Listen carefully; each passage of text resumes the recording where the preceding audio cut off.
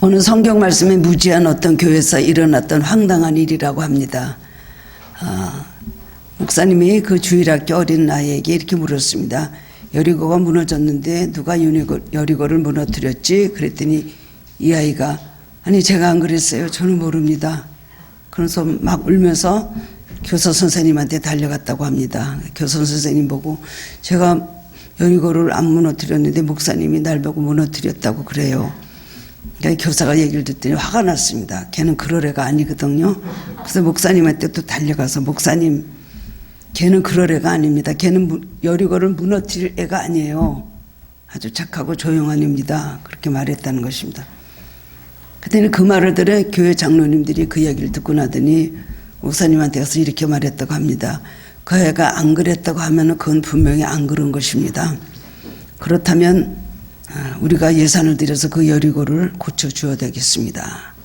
여러분 이게 사실일까 아닐까 믿어지세요? 예.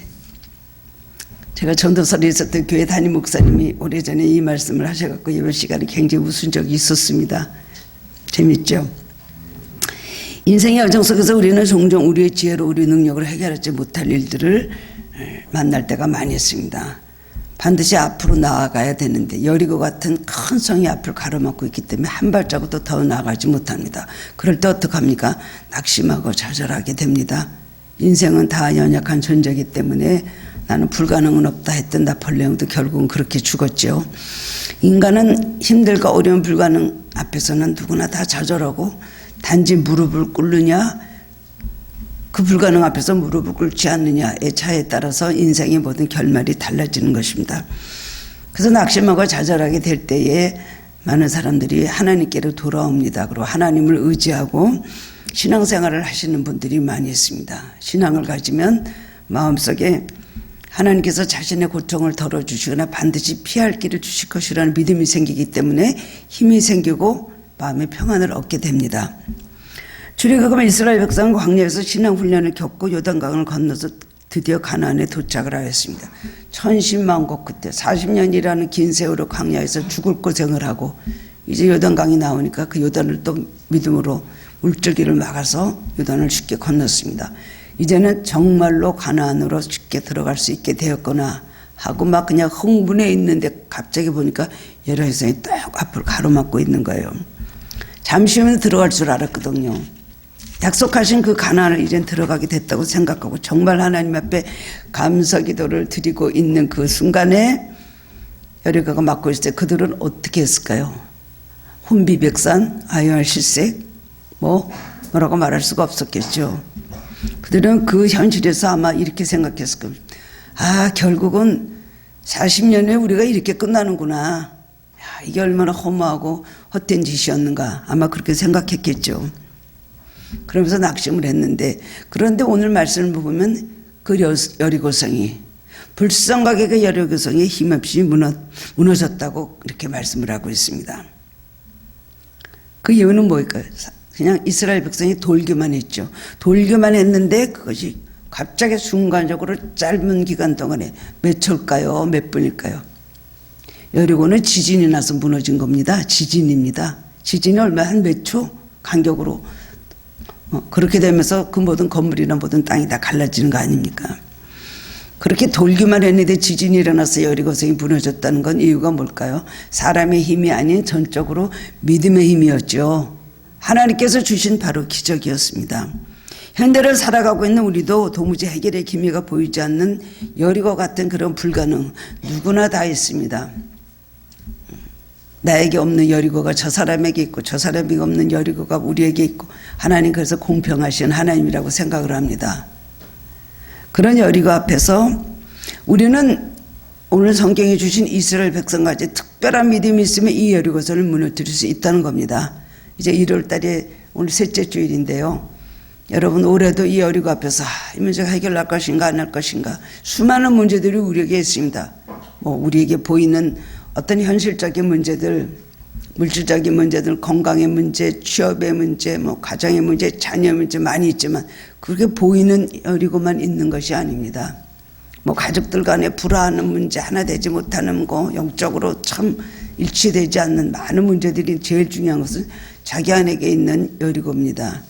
고치지 못하는 자기 성격, 바꾸지 못하는 자기의 습관, 하나님 말씀 듣고 깨달으면서도 그대로 행하지 못하는 자기의 이 모든 불신앙적인 불순종하는 자기의 모든 기질, 이런 것이 얼마나 많이 있습니까?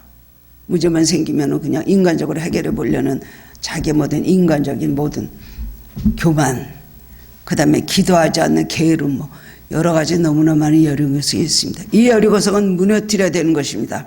또 여러분은 올해는 이 여리고성을 반드시 무너뜨릴 수 있다 하고 오늘 이스라엘 백성이 가졌던 이 신앙을 우리도 소유해야 될 것입니다. 특별한 믿음이 있어야 될 것입니다. 오늘 그래서 어떤 믿음을 있었기 때문에 이들이 여리고를 무너뜨렸을까? 그리고 마지막 관문이었던 이 여리고성을 무너뜨리고 그리고 하나님이 약속하신 그 가나안으로 정말 그 가나안을 정복하기 위해서 달려 들어갔을까? 그리고 그 이후로도 많은 전쟁을 치르면서 하나님께서 약속하신 땅의 분배를 받았습니다. 오늘 말씀을 통해서 깨달음을 얻고 함께 은혜를 나누기를 원합니다. 여리고는 고대 도시 중에 가장 오래된 도시 중에 하나입니다. 한 6,000년 이상의 역사를 가지고 있대요. 한 5대 도시가 있는데 그 중에 하나가 바로 여리고성이라는 것을 책에서 읽은 적이 있었습니다. 얼마나 오래전 이야기입니까?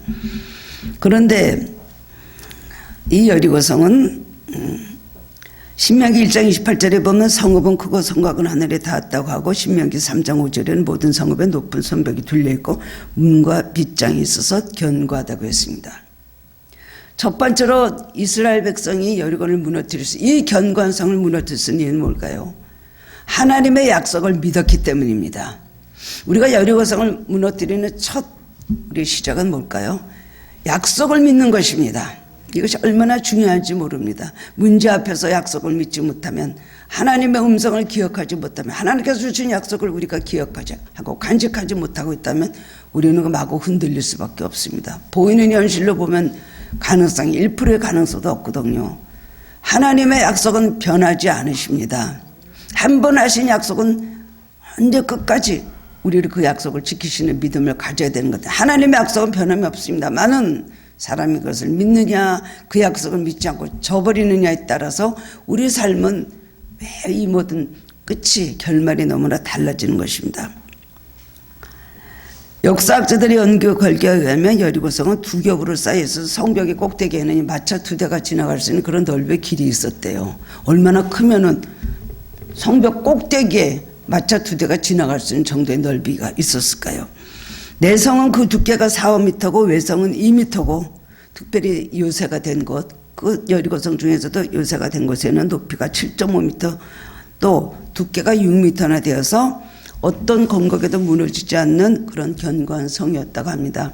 그 여리고의 그 터를 발견하고 거기서 많은 역사학자들이 연구를 했거든요. 그 지금 남은 터들이 있는데 그걸 생각하면서 오랫동안 연구하면서 이런 사실을 알아냈습니다. 특별히 민수기 13장 28절에 보면 40일을 가나안을 정탐했던 정탐꾼들이 말했던 대로 여리고 성 안에 사는 아낙 자손은 체격이 크고 장대해서 12명의 정탐꾼들 중에 10명의 정탐꾼이 뭐라 그랬습니까? 그들은 아낙 자손은 너무나 체격이 크다. 아마 어깨 하나가 더 있었던 것 같습니다. 뭐라 그랬어요? 우리는 메뚜기 같이 봤을 것이다. 우리는 메뚜기였다. 우리가 우리를 봐도 저 사람들에 비하면 우리는 메뚜기에 불과하다. 그렇게 표현을 했죠. 여호수아 6장 1절에 보면 여리고는 굳게 닫혔고 출입하는 자가 없더라. 그렇게 말합니다. 그 여리고도 굳게 닫혀도 출입하는 자가 없는 것이에요. 이 말씀은 성문이 굳게 닫혀 있다는 그런 뜻보다 이스라엘 백성들의 희망이 막힌 것을 상징적으로 표현해 주는 말입니다. 여리고는 굳게 닫혔고 출입하는 자가 없더라. 그 여리고가 굳게 닫혀 있는데 어디 문에 있어야 쳐서 들어갈 것 아닙니까? 우리 여리고서는 어떻게 그 성벽을, 그 돌로 만든 성벽을 무너뜨릴 수가 있습니까? 이스라엘 백성의 희망이 막힌 것을 상징적으로 표현해 주는 그런 말인데 현실적으로 볼 때는 이것은 도무지 인간의 능력의 힘으로는 불가능한 상황이었다. 그렇겠죠. 우리가 조그만 어떤 건물도 우리 힘으로 물리칠 수 있습니까? 요새는 다이너마이트나 이런 거로 폭발시키지만은 아마 그렇지 않은 옛날에 무엇으로 그걸 폭발을 시키고 상상이나 할 수 있겠습니까? 그런데 이스라엘 백성들은 그 보이는 눈에 비치는 현실보다 다행하게도 감사하게도 하나님의 약속을 믿는 그런 확실한 그 약속을 믿는 그런 믿음을 가지고 있었다는 겁니다. 이것이 매우 중요한 것입니다. 하나님 약속을 믿느냐 믿지 않느냐. 아브라함이 이삭을 바칠 수 있던 이유가 어디에 있었습니까? 아브라함은 이삭을, 백세 난 이삭을 하나님께서 모리아산에 가서 거기 가서 내 아들을 번제로 죽여서 불태워서 나에게 제사 드리라 말씀을 했을 때에 그대로 순종했잖아요. 뭐 때문에 그랬을까요? 하나님의 약속을 믿었기 때문에. 하나님 앞에 순종할 때는 무엇이 형통하더라, 축복이 되더라는 걸 알았습니다.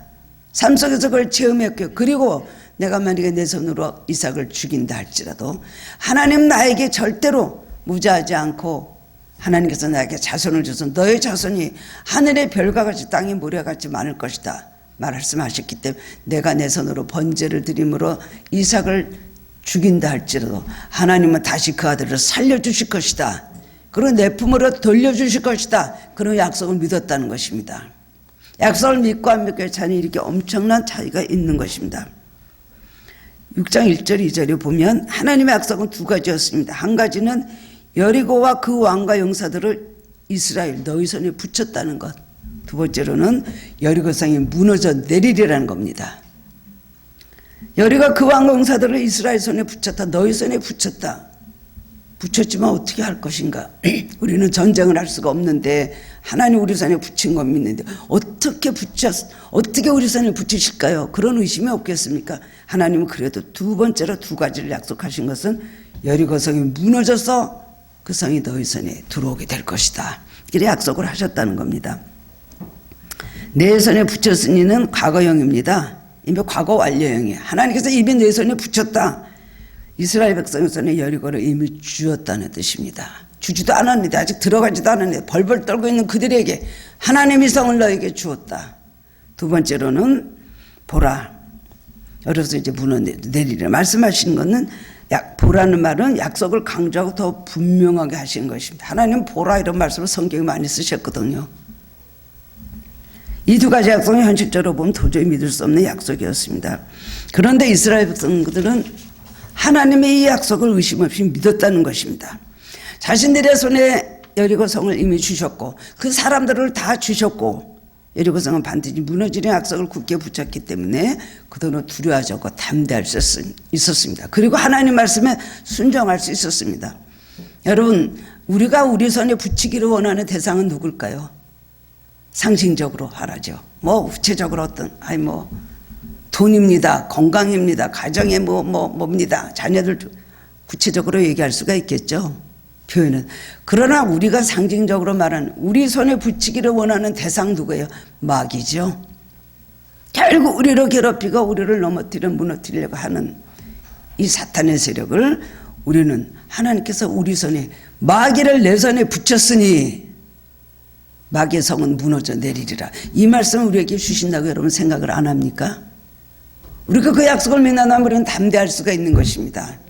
아무리 두려운 문제가 생겨도 그 일에 너를 괴롭히는 사탄은 내 손에 붙여줄 테니까 그것은 반드시 너는 승리하게 될 것이다 말씀해 주신다는 겁니다. 마귀의 견고한 진을 하나님께서 무너뜨리십니다. 가나안의 약속을 받은 우리들에게 있어서 실제적인 장애물은 그런데 여리고 성이 아니라 우리 속에 있는 불신앙입니다. 약속을 믿지 않는 불신앙. 오늘까지 이렇게 살았는데 어제도 그랬는데 그저께도 그랬어. 내일도 그렇고 모레도 그렇겠지. 뭐가 달라질까? 기도는 하면서도 그걸 믿지 않는 불신앙. 이것이 마음속에 있는 여리고성이에요. 우리는 어떤 문제 앞에서 마음속에 두려워하고 불안해하고 우리를 절대로 점령할 수 없다고 무너뜨릴 수 없다고 생각하는 그 마음의 여리고성을 먼저 정복해야 되는 것입니다. 하나님 뒤로 가는 자를 싫어하시고 포기하는 자를 싫어하시고 성경 전체가 포기하지 말라고 그랬습니다. 우리가 실패해서 완전히 치명적인 어떤 인생의 그런 종점에 와 있다 할지라도 또 우리가 하나님 앞에 많이 범죄해서 버림을 받을 수밖에 없는 존재를 할지라도 하나님은 낙심하지 말라고 그러셨습니다. 언제든지 너에게는 살 길이 있고 미래가 열려 있다는 것을 말씀해 주시고 우리에게 소망을 주시기 때문입니다. 그런데 우리들은요 눈으로 보고 만지고 그리고 또 듣는 데에만, 현실적인 것에만 우리의 눈은 거기에 머물러 있습니다. 그렇기 때문에 생각하는 것이 인간의 틀에만 갇혀있기 때문에 낙심하고 절망할 수밖에 없는 것입니다. 아무리 하나님 말씀을 들어도 절대로 그 귀가 열려서 듣지를 않습니다.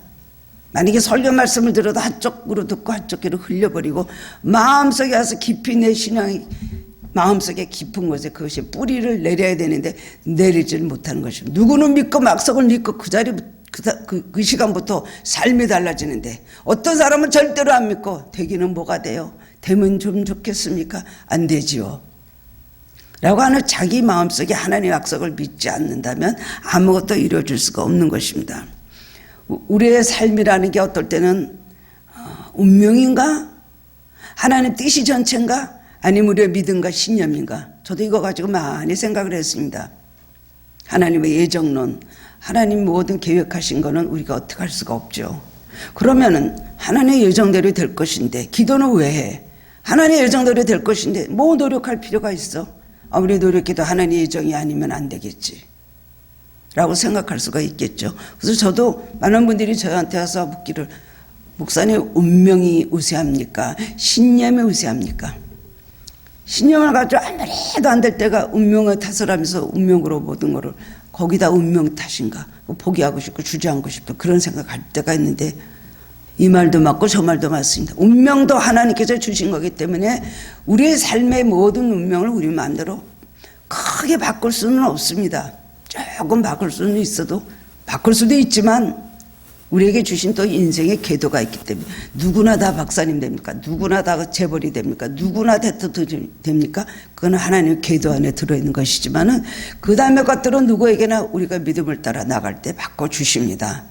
운명이 우세하냐 아니면은 신념이 우세하나 두 가지가 다 맞는 건데 가만히 제가 성경을 보거나 또 너무나 운명적으로 또 예상했던 일들이 아닌 기적들이 일어나는 걸 보면서 우리에게 더 우세한 것은 신념입니다.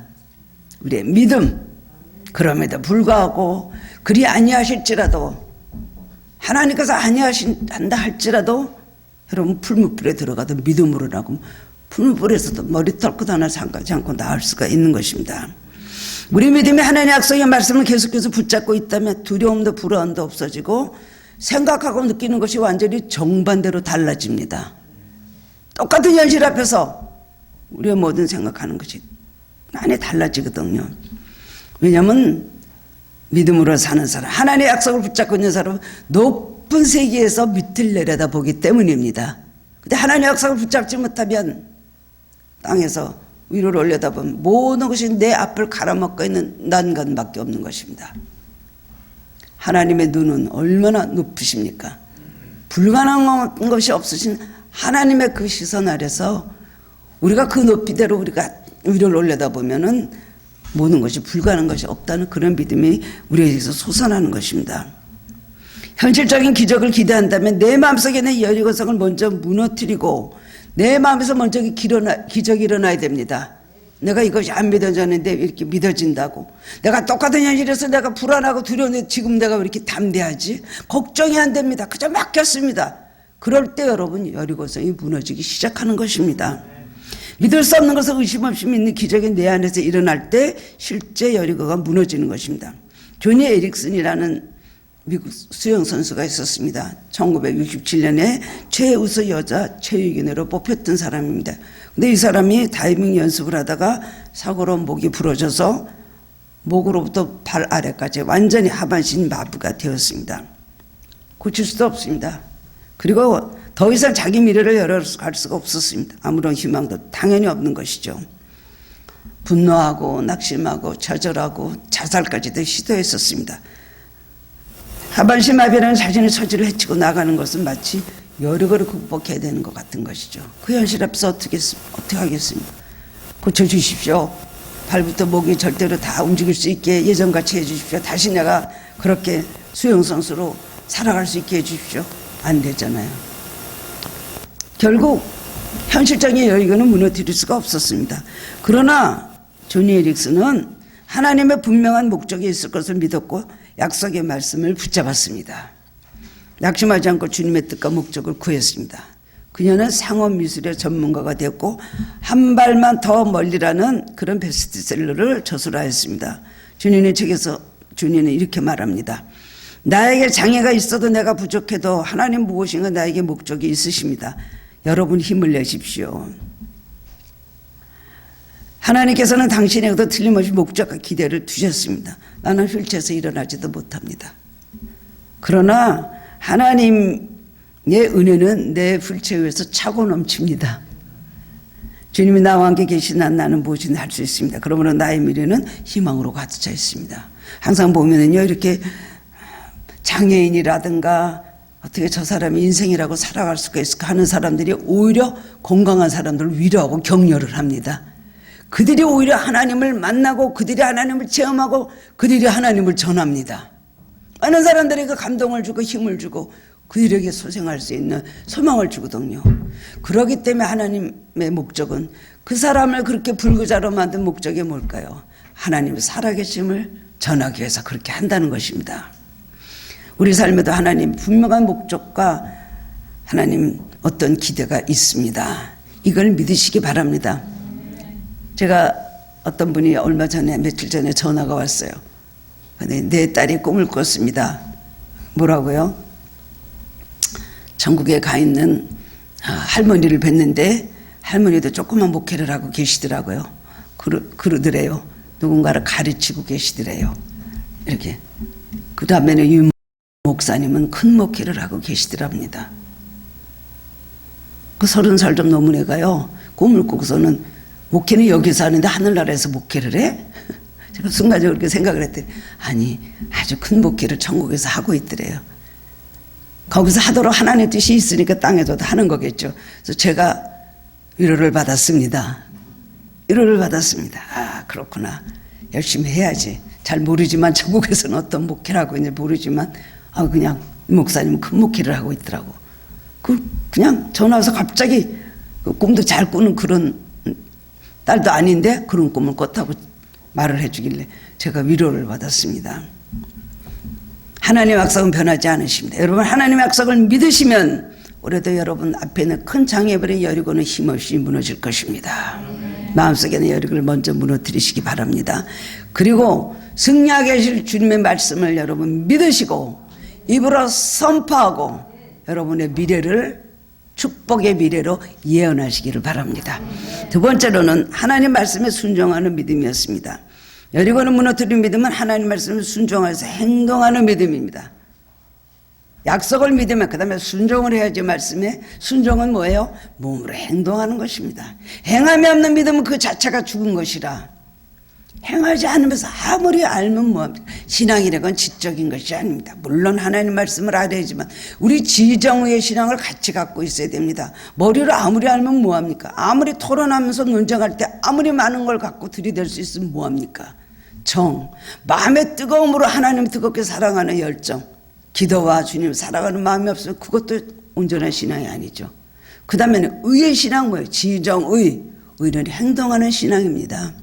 머리를 알면 마음으로 뜨겁게 그 말씀을 받아들이고 사랑하고 그 말씀에 순종하겠다는 마음에 간절한 열정이 끌어올라야 되고 그 다음에는 행동으로 옮겨야 되는 것입니다. 성문은 굳이 닫혀있고 앞길이 가려막혀 있을 때 하나님의 음성이 들렸습니다. 여호수아는 누구보다도 기도의 사람이었습니다. 모세가 기도할 때 항상 그 밑에서 함께 기도했던 사람입니다. 평생에 기도하고 순종하는 사람이었습니다. 모세의 기도 순종하고 그보다 먼저 기도하면서 하나님께 순종하고 말씀을 듣고 말씀에 순종하는 사람이었습니다. 그렇기 때문에 하나님께서 여호수아에게 이제부터 어떻게 하라는 것을 말씀해 주셨습니다. 2절 이하에 보면 매일 한 번씩 6일 동안 성주일을 돌고 마지막 7일에는 성을 7번 돌라는 명령을 하셨습니다. 그리고 성을 돌 때 제사장은 양각 나팔을 잡고 언약궤 앞에서 행하고 마지막 7번째 제사장이 나팔을 길게 울려 불어서 그 소리가 들릴 때 온 백성이 한꺼번에 막 큰 소리를 외쳐 부르라는 것입니다. 다 돌고 난 다음에 법궤는 하나님의 말씀이죠. 하나님 말씀을 따라서 가면서 그 다음에 큰 소리를 외쳐 부르라는 거. 그건 기도하는 거예요. 그럴 때에 성벽이 무너져 내릴 것이고 그 다음에는 각기 그냥 성 안으로 들어가서 그 성을 점령하라고 그렇게 말씀하셨어요. 이스라엘의 길갈에서 출발해서 여리고성을 한 바퀴 도는데 모두 2시간 정도 소요됐다고 합니다. 문제 해결은 성을 도내는 것이 아니라 하나님의 말씀을 받아들여서 순종하는 데 있었다는 겁니다. 성을 무너뜨려서 성을 돌아야 됩니다. 하나님의 전투명령치고는 너무나 간단하고 너무나 이해가 안 됩니다. 땅굴을 파라 아니면 화살을 어디에서 쏘라든지 하는 작전은 이해가 됩니다. 그러나 매일 한 말대로 하루에 한 번씩 돌아라. 7일에는 7번을 돌아라. 그렇게 해서 여리고성이 무너진다면 무너지지 않을 게 없겠네 라고 마음속에 의심을 했다면 정말 그들은 아무것도 이루어질 수가 없었을 것입니다.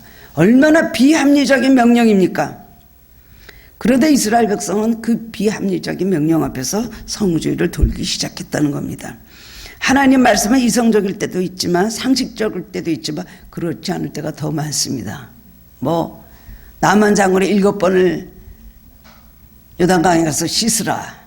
나병 환자 보고 7번 씻으라면 구정물에 씻으라면 그것이 어떻게 낫다고 생각을 하겠습니까? 가나온 잔치에서 포도주가 떨어졌는데 비낭을 해도 물을 부어라. 6개 갖다 부어라. 그 말이 어떻게 이해가 됩니까? 여러분 하나님께서 여러분에게 순종하라는 건 그건 말이 안 됩니다. 하나님 나는 그렇게 할 수가 없습니다. 내 형편에 그렇게 할 수 없고요. 내 성격에 그렇게 받아들일 수 없고요. 내 자존심에 그건 허락하지 않습니다.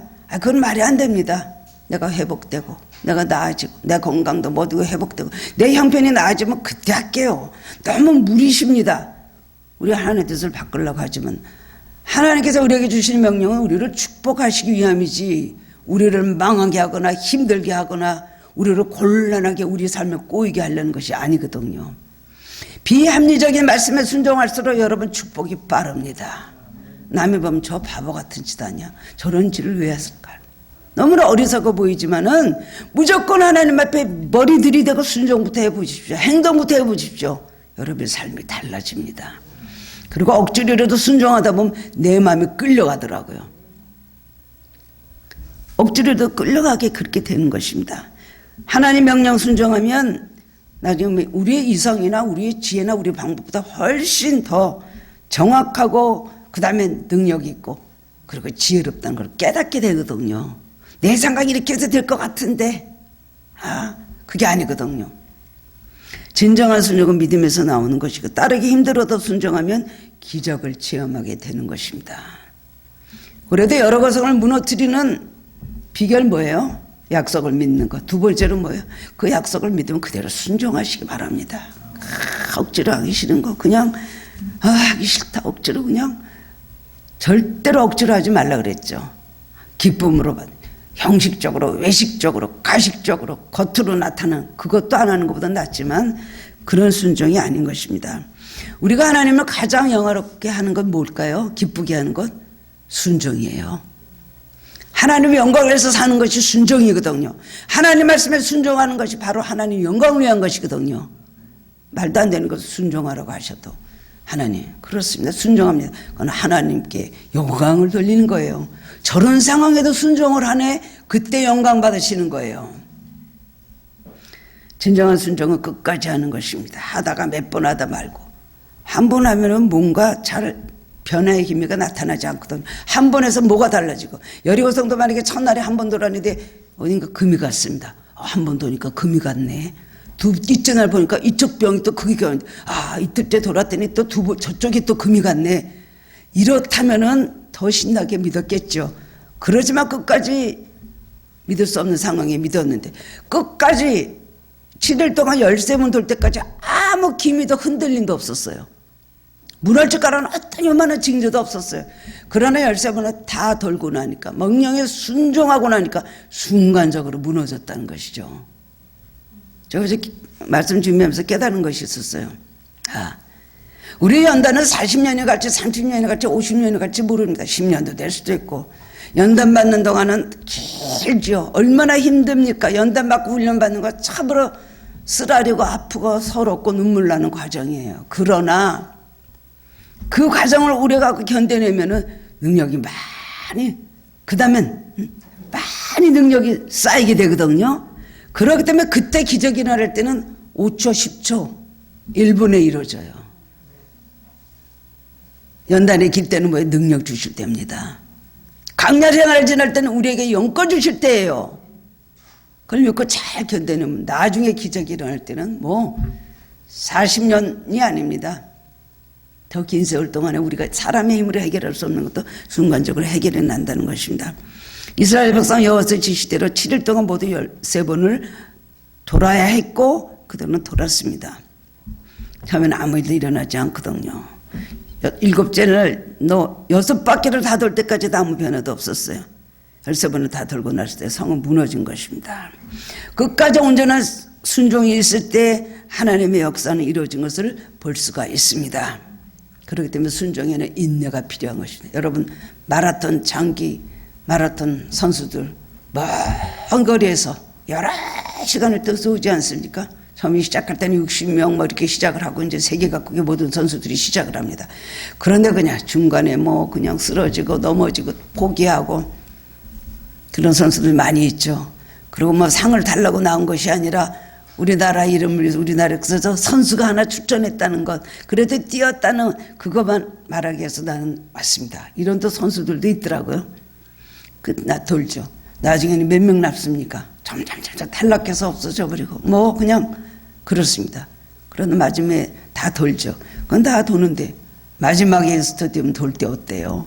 거기서 중간에서 쓰러져 버리면 5발자국 나와서 쓰러지고 그 가슴에 그 테이프를 다 꼬리내서 결승전에 들어오기 전에는 여러분 그것이 상으로 이어집니까?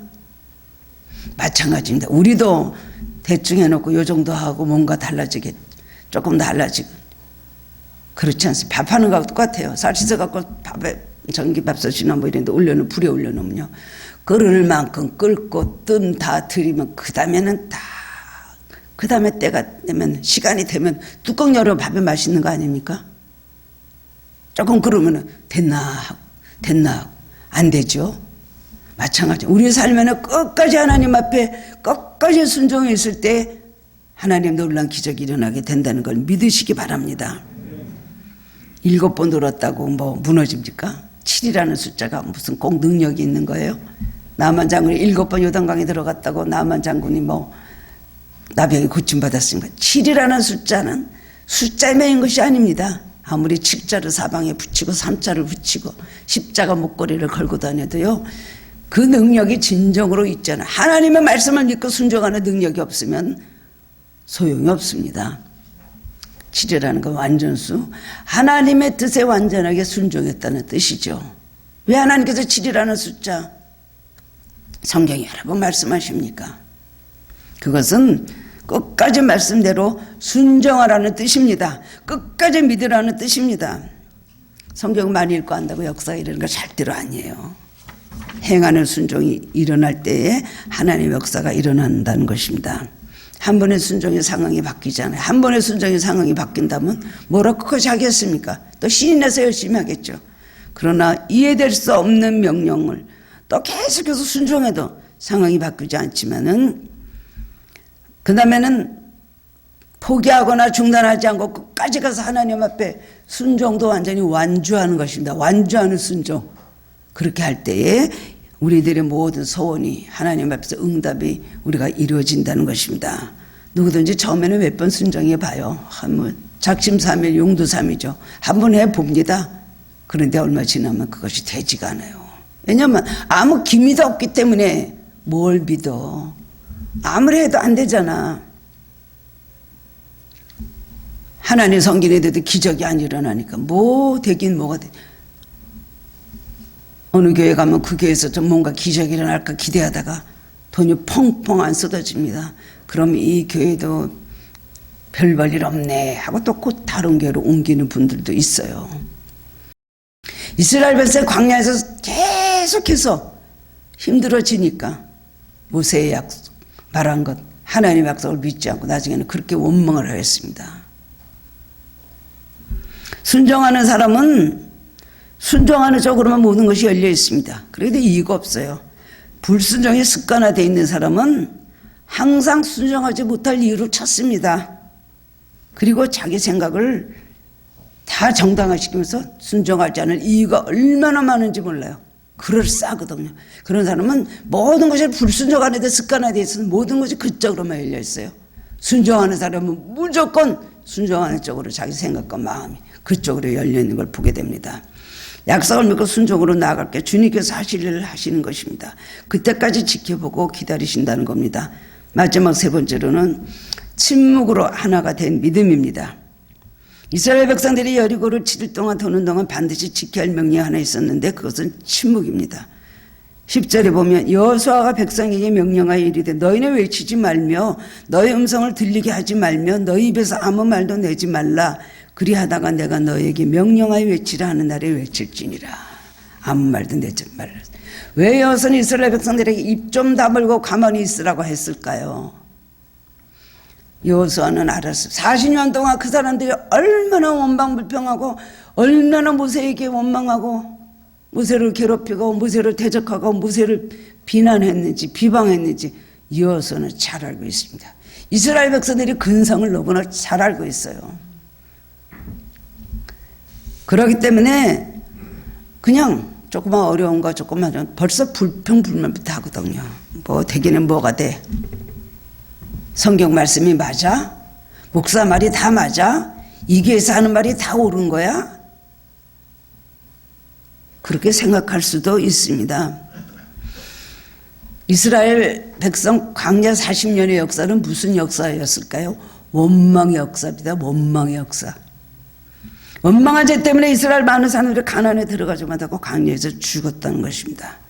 그리고 광야 40년을 간신히 믿음으로 통과하고 요단강을 기적으로 건넜지만 여리고성은 이스라엘 백성의 정복이 불가능한 아주 두려운 존재였습니다.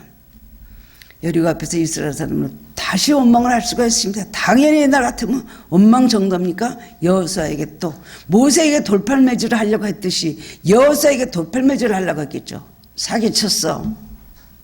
요단을 건너면 가나안으로 들어갔다고 말했지.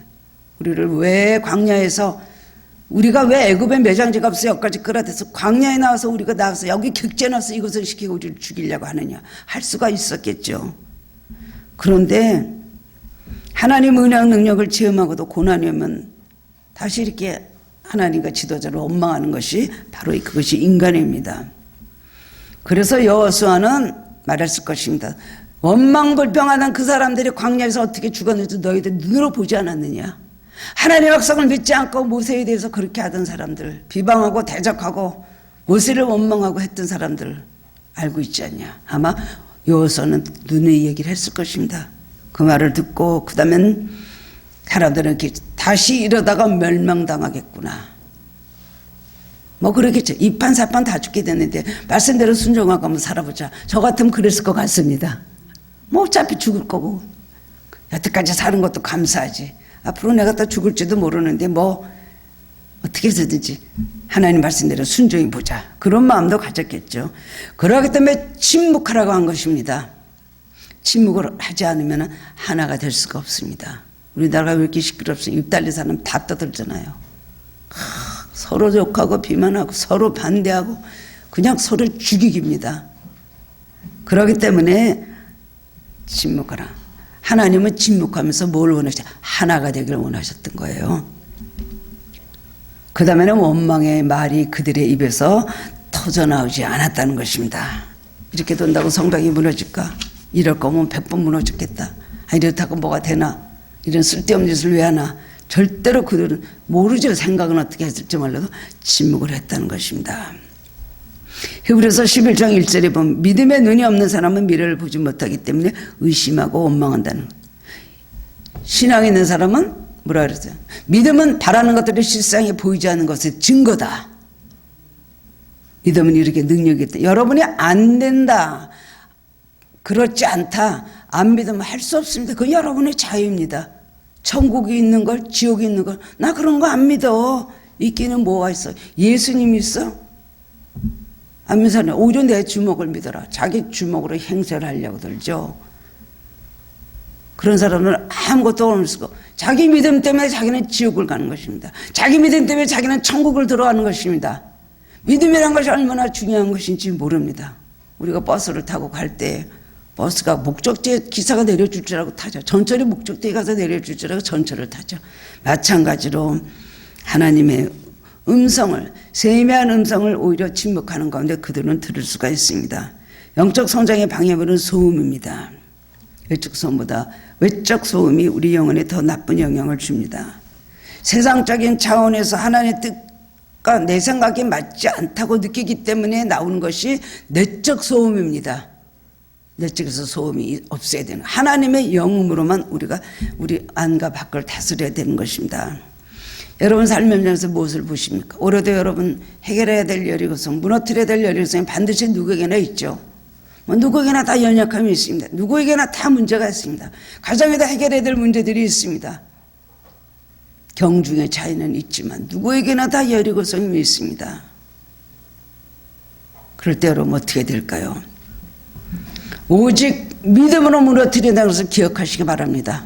믿음이 없이 하나님 기쁘시기 못한, 믿음이 없이 올해도 안 될 거야. 되긴 뭐가 돼. 뭐 작년도 안 됐고 재작년도 안 되는데 되겠어? 라고 생각하면 그 여리고는 견고하게 여러분을 붙잡고 앞에서 막고 있을 것입니다. 우리 삶의 내 가정의 이 나라가 오늘 이스라엘 백성의 믿음, 여호수아의 믿음같이 우리 믿음이 다 그렇게 된다면 우리는 약속하신 가나안을 올해 머지않아 들어갈 수 있습니다. 종교개혁자 칼빈은 말하기를 믿음이란 세상에 대해 눈을 감고 하나님께 귀 기울이는 것, 이것이 바로 믿음이라고 말했습니다. 현실을 보던 여러분의 눈을 바꿔서 하나님 약속 바라보고 끝까지 순종하시기 바랍니다. 침묵 가운데 나를 향한 주님의 음성을 들으며 가로막히던 성벽이 무너져 내리는 것을 체험하는 성도님들 되시길 주님의 이름으로 축원합니다. 사랑해 주님 은혜 감사드립니다. 오늘 말씀으로 힘을 얻고 위로를 얻습니다. 우리는 너무 많은 것을 포기하면서 살아가고 있습니다. 아니, 포기하는 것이 하나님 뜻이 아닐까? 내가 뭘 너무 붙잡고 있는 것이 아닐까? 내가 뭘 너무 욕심을 부리고 뭔가를 내가 너무 많은 것을 기대하는 것이 아닐까? 라고 생각하면서 여리고를 무너뜨리는 것을 포기할 때가 많이 있습니다. 하나님, 오늘도 아버지 하나님, 무엇을 포기해야 되고 무엇을 우리가 주님 다시 한번 전진하여 정복해 나갈 것인지 깨달아 알게 하여 주시기를 원합니다. 가난으로 가는 우리 앞길을 가로막는 이 모든 여리고 주님 저희 삶에서 물리쳐 주시길 원하고 간절히 기도합니다. 주님 우리 신앙의 날로 성장할 수 있도록 먼저 하나님 불신앙의 모든 여리고를 물리쳐 주옵소서. 쓸데없는 고집과 잘못된 생각과 하나님 모든 헛된 교만과 그리고 자존심이 다 하나님 버리게 하여 주시고 주님 안에서 나는 죽고 주님 사는 삶이 됨으로 인하여 무슨 여리고든지 정복하고 다른 사람의 여리고까지 기도로 정복해 줄 수 있는 믿음의 사람들 되게 하여 주옵소서. 하나님 앞에 기도 제목이 있습니다. 올해는 꼭 응답받는 한 해가 되게 하여 주옵소서. 마음의 여리고성 무너뜨려 주시고 생활의 여리고성 무너뜨려 주실 것을 믿습니다. 감사드리오며 예수 그리스도의 이름으로 기도드리옵나이다. 아멘.